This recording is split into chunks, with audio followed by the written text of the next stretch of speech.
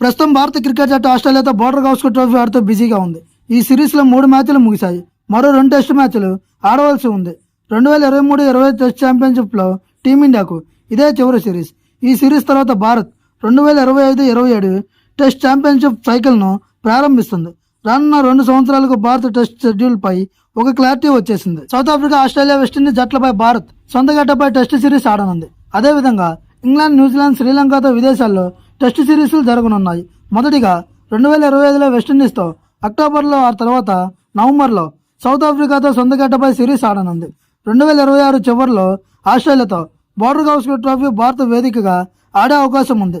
విదేశాల్లో ఇంగ్లాండ్తో July, August నెలలో 5 మ్యాచ్ల టెస్ట్ సిరీస్ ఆడనుంది. 2026 ప్రారంభంలో న్యూజిలాండ్తో, 2026 జూలైలో శ్రీలంకతో సిరీస్ ఆడే అవకాశాలు ఉన్నాయి. పూర్తి షెడ్యూల్ బీసీసీఐ త్వరలో ప్రకటించే అవకాశం ఉంది. ప్రస్తుతం టెస్ట్ ఛాంపియన్షిప్ విషయానికి వస్తే భారత్ ఆస్ట్రేలియాతో చివరి 2 టెస్ట్ మ్యాచ్లు గెలిస్తే ఫైనల్కు చేరుతుంది. లేకపోతే ఇతర జట్ల ఫలితాలపై ఆధారపడాల్సి ఉంటుంది.